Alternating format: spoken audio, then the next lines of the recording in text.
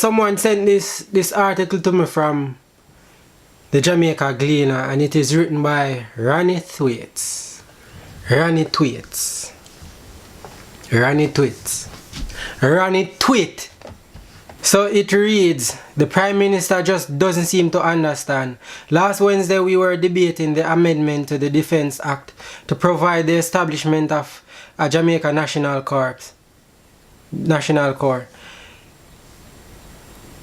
This is a good idea intended to provide opportunity for a few hundred of the better adjusted and accomplished young people to receive training and orientation prior to enlistment in the army and other security related careers.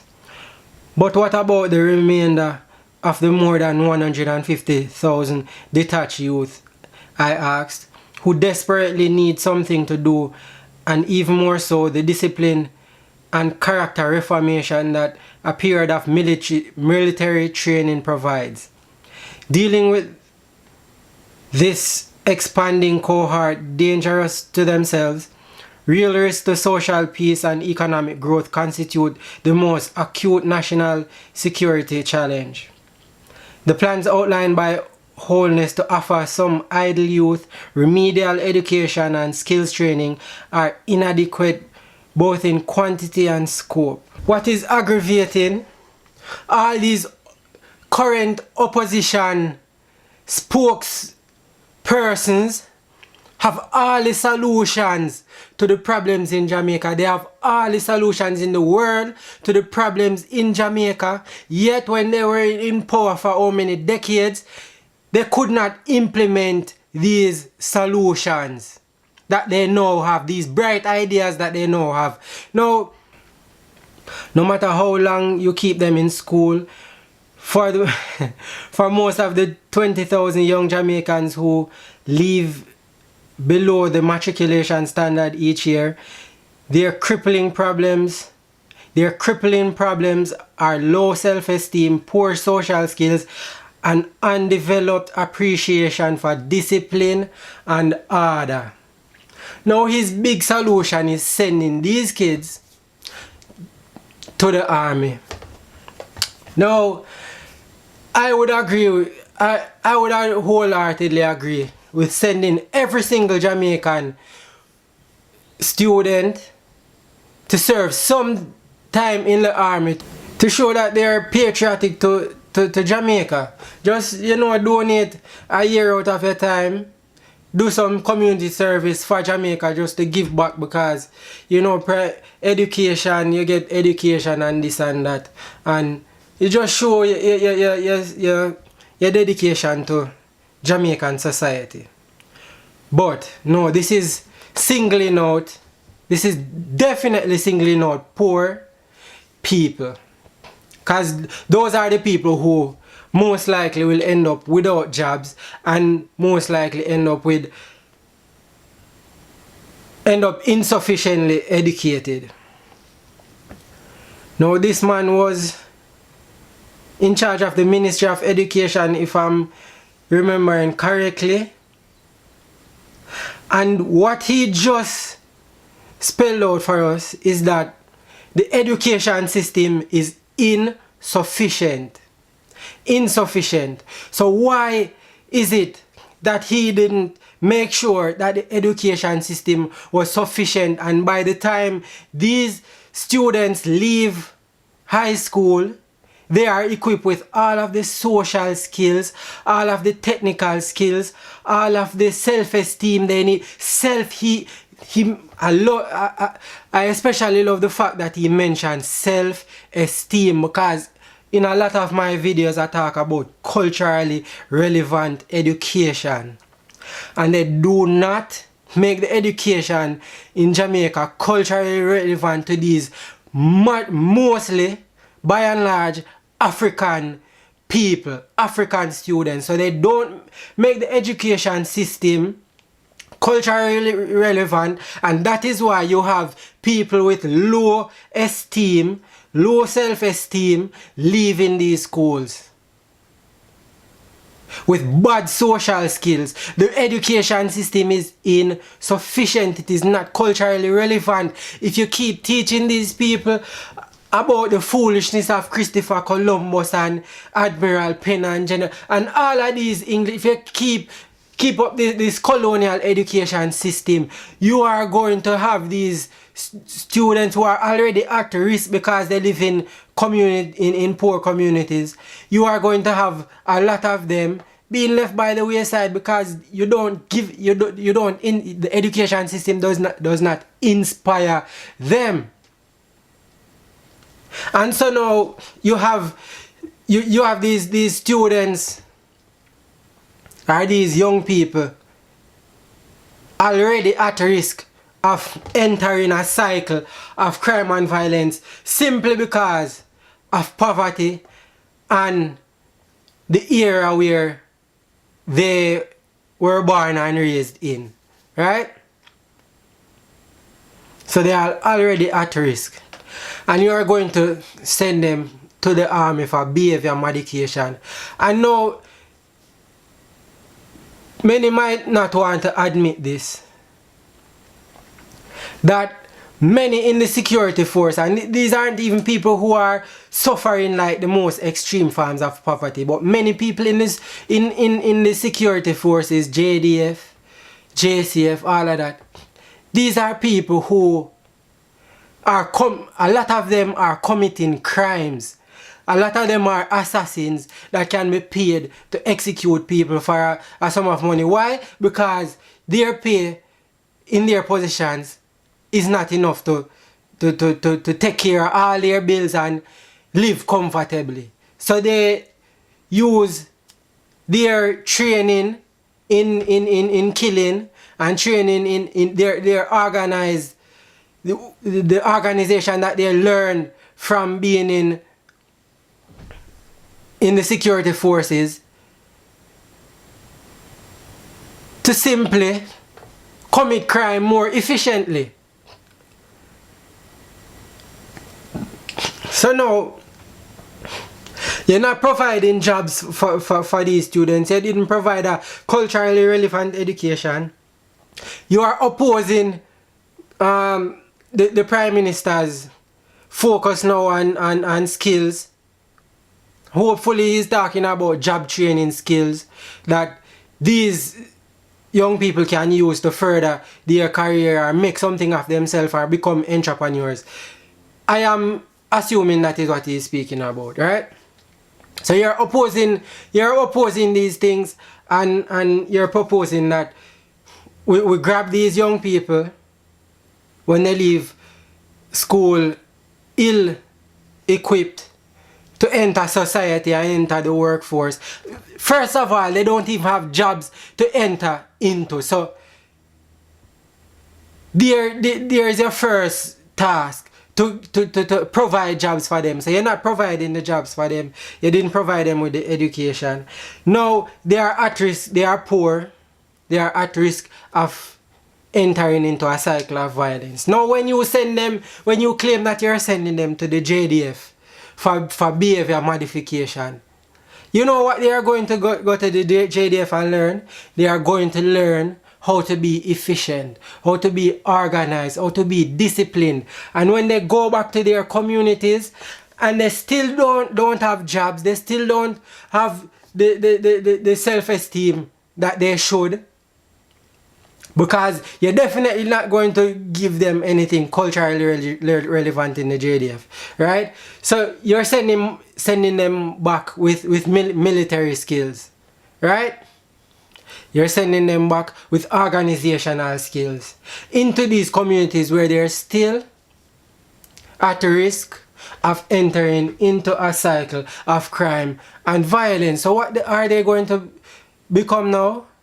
They are going to become more efficient criminals, because remember, once they don't have opportunity to be socially mobile, to elevate themselves economically, they are going to find ways. They are going to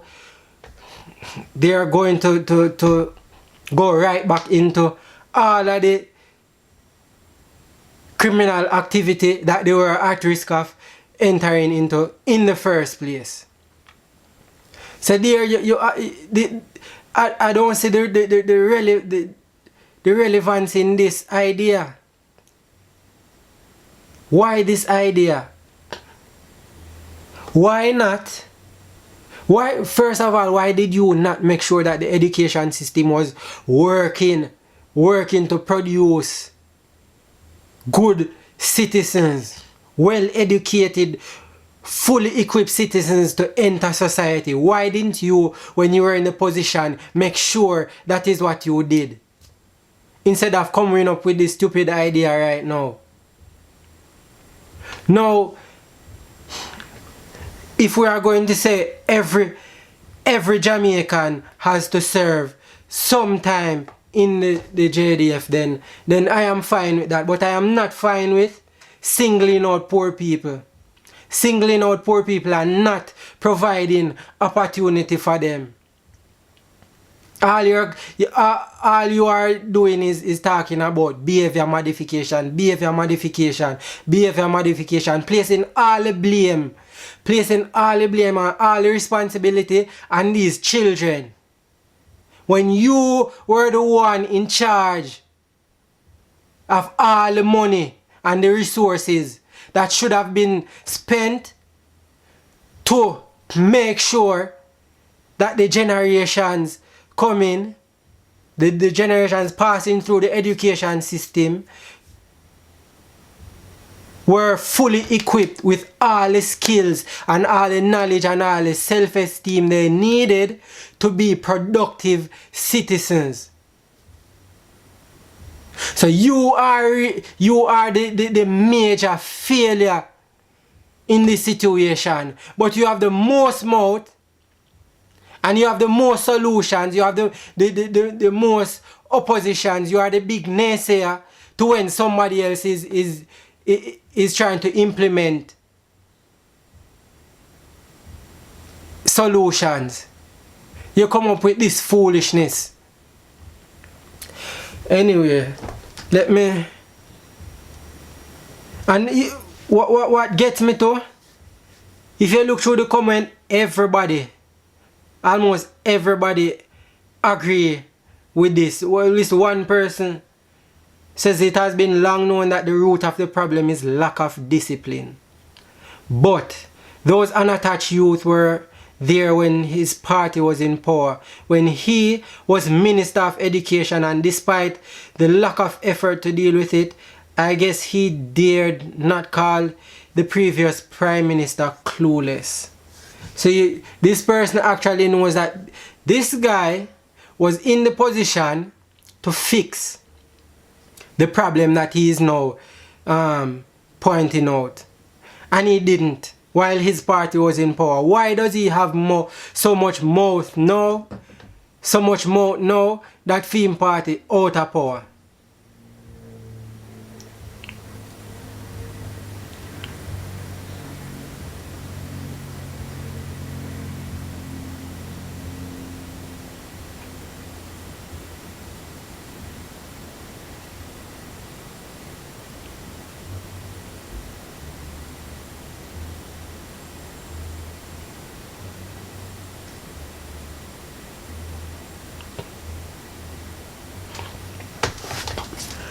So probably the biggest problem with this issue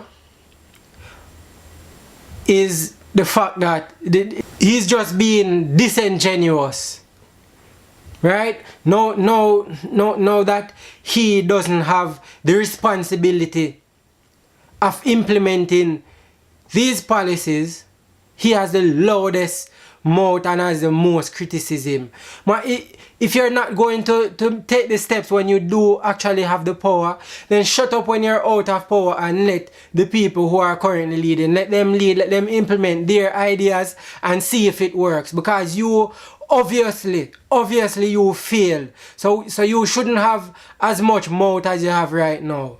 Just shut up and let the people who won the last election lead and see where it goes. If they have a good idea or an okay idea, you support it and see where it goes. If it fails, then you propose what you want to propose. But don't have all the mouth now when you are out of power and when you fail to correct the situation when you are in power. Let me just add this, right? So you're talking about behavior modification. Now we all know it's hard to teach old dogs new tricks. And the education system, we have control over the kids from basic school. So from they are about 4 years old till up to 18 years old, right? The school system has control over these kids. So for about 16 years, 15, 16 years, the school, the education system should be the primary place, the primary institution that modifies behavior, that socializes students, socializes young people, that gives young people self-esteem and prepares them to enter society as productive people. Now, this man, Ronald Thwaite, is going to tell us that 6 months to a year in the army, in the military, in the JDF,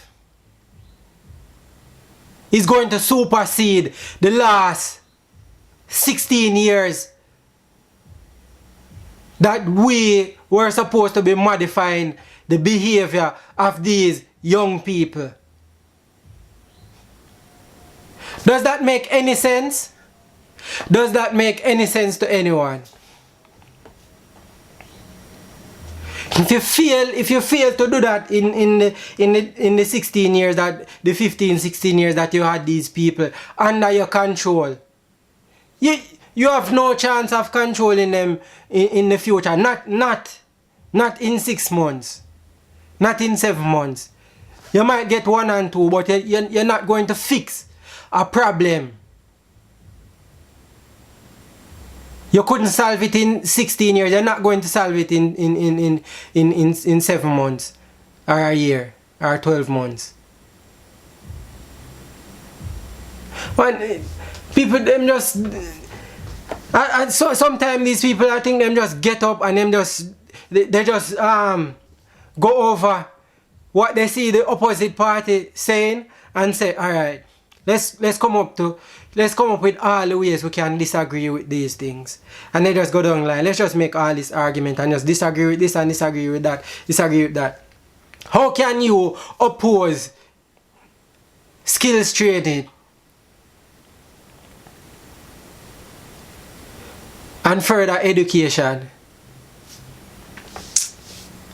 Some people just need to shut up, and some people really need to exit politics and make room for fresher minds, younger minds, more forward-thinking minds, people with something relevant and something progressive to add to the domain of politics. Because these people, they are stuck in this archaic mindset. No,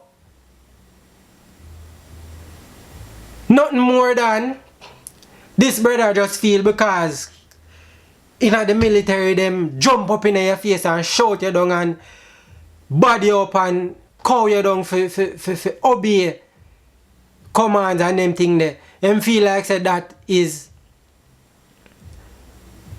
positive, is some form of positive reinforcement, some form of positive discipline. It is going to teach these young people positive discipline. More aggression, more aggressive behavior, just more organized, aggressive behavior is going to fix the poverty situation that these people face, that cause them to be in the situations that they are in. That is not going to fix it. Lack of opportunity. 7 months to a year in the security force is not going to fix that. Fix the fact that they do not have sufficient opportunity to make them socially mobile. What is going through these people's heads? We know the problem. We know the problem. The problem is not discipline. The main part of the problem is not discipline. Yes, you have indisciplined people, but people with opportunity do not have time. They will not have the time to spend wasting on no corner for no done. Come give them gun when them can go make legal money. And don't have police a kick down them door. But guess what? They do not have these opportunities. We don't see rich people. We don't see upper middle class people. We don't see their sons and daughters leaving school and not having anything to do, because what? They have opportunities. They have what? Opportunities. No, Dan is going to come up to them and give them a gun and tell them to go page this a person or that the person, or go tax that the person. Because what? They have opportunities, and if you continue not creating these opportunities, making opportunities available to these young people, they are going to end up in the same cycle. The same cycle. And that's why you will have the same person at risk of becoming a criminal in a ghetto in Jamaica. They will get a chance to migrate to somewhere where there's more opportunity. And guess what? No crime and violence in them life. Them go and them work them legal job and them make them money legally, and them become what?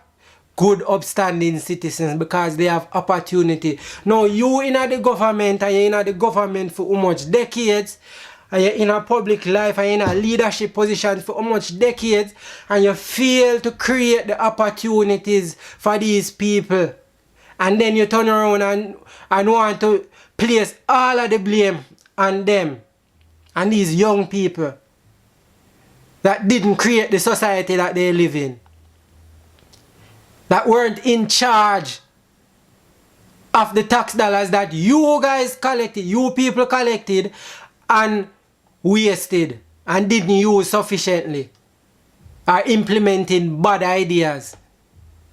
And then you want to turn around and place all the blame and go require that they enlist in the JDF for behavior modification. Behavior modification that was supposed to be done during the last 16 friggin' years of them life. Blessings to you, Blessings.